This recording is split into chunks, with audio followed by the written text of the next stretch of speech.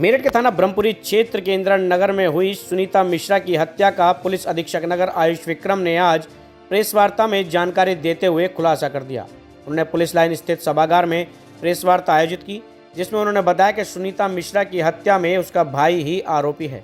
सुनीता मिश्रा की हत्या उसके भाई ने अपने लाइसेंस से पिस्टल से की और उसके पति का लाइसेंस से पिस्टल अलमारी से निकालकर सुनीता मिश्रा के हाथ में दे दिया ताकि मामला आत्महत्या का लगे। आरोपी दिल्ली में सिक्योरिटी गार्ड का कार्य करता है।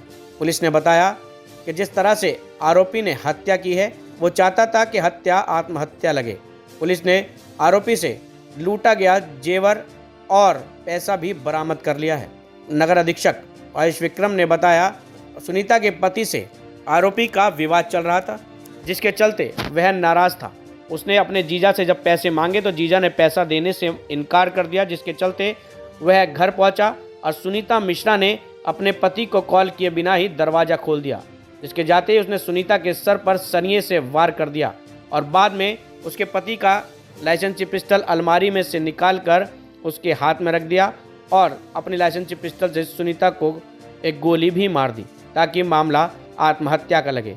मामले में सामने आया कि आरोपी ने अपनी भांजी की शादी एक जाटव समाज के लड़के से की थी, जिसके चलते सुनीता के पति उससे नाराज थे। उसी का विरोध उसके पति करते थे। दोनों में बोलचाल भी नहीं थी। जीजा साले में बोलचाल ना होने के चलते ही लगातार विवाद बढ़ता जा रहा था, जिसके चलते सुनीता की उसके भाई ने ही हत्या कर दी और घर से सारा जेवर और पैसा लेकर दिल्ली रवाना हो गया। पुलिस ने आरोपी को हिरासत में लेकर जेल भेजने की तैयारी कर दी है। दिन का टाइम्स के लिए मेरठ से ब्यूरो रिपोर्ट। क्या खुलासा हुआ है?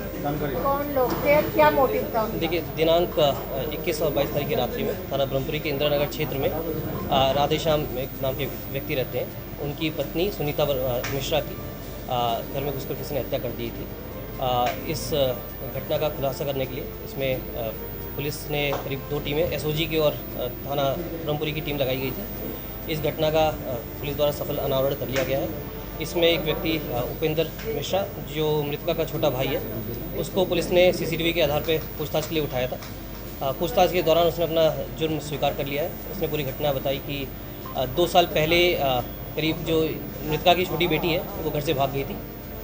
तो बरेली में कई स्टेशन वो मामा के साथ आ रही थी और बीच में बरेली स्टेशन पे ही वो उतर के कहीं चली गई थी। तो घर वाले, जिनके पूरे जितने घर वाले हैं, ये आरोप इस उपेंद्र पे लगाते थे कि तुम्हारी वजह से हमारी बेटी चली गई है। आपसी घर की कला करीब 2 साल से लगातार कला बनी हुई थी। घटना वाले दिन भी करीब रात्रि 8 बजे इसकी बात मृतका से हुई थी, उपेंद्र की। तो भाई बहन में आपस में काफ़ी ज़्यादा देर तक काफ़ी बात हुई, काफ़ी लड़ाई हुई। लड़ाई के बाद इसमें इसको गुस्सा आ गया। गुस्से के बाद इसने अपना वहाँ से भी प्लानिंग की। ये एक एक्स आर्मी मैन है, 13 साल इसने नौकरी की। तो उसने पूरी प्लानिंग की कि मैं यहाँ पे आके इसको मारूंगा।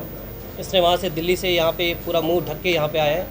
आने के बाद इसने रास्ते से एक पत्थर उठाया था, घर में घुस के इसने फिर आपस में इनके कुछ विवाद हुए थे इसमें, जहाँ पे आपको इनिशियली यहाँ पे कुछ चूड़ियाँ पड़ी हुई थी, वहाँ पे इसने पत्थर इनके सिर पे मारा है। फिर अंदर जाके इसने सीन क्रिएट किया और जो ये राधेश्याम है, इनकी पिस्टल थी, पिस्टल जो रिवॉल्वर है, वो रिवॉल्वर से इसने इनको गोली मारी है।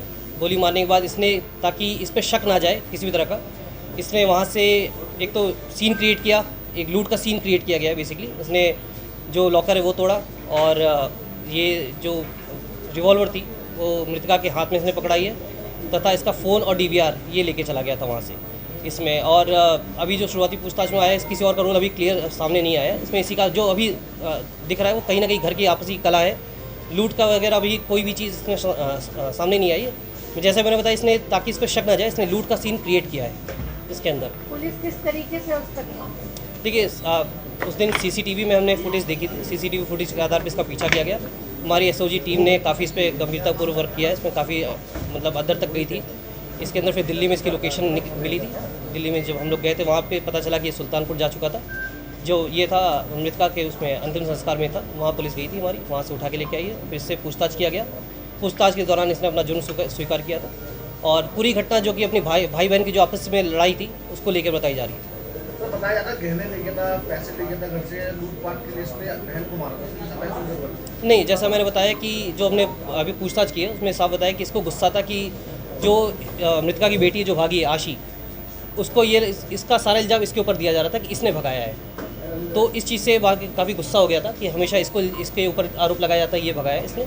तो उस गुस्से में आके इसने मारा है। उसके बाद क्योंकि इसके ऊपर आरोप ना लगे कि इसने मारा है, तो इसने पूरा लूट का एक सीन क्रिएट किया है, इसलिए कुछ जेवर और अपने साथ लेके गया था।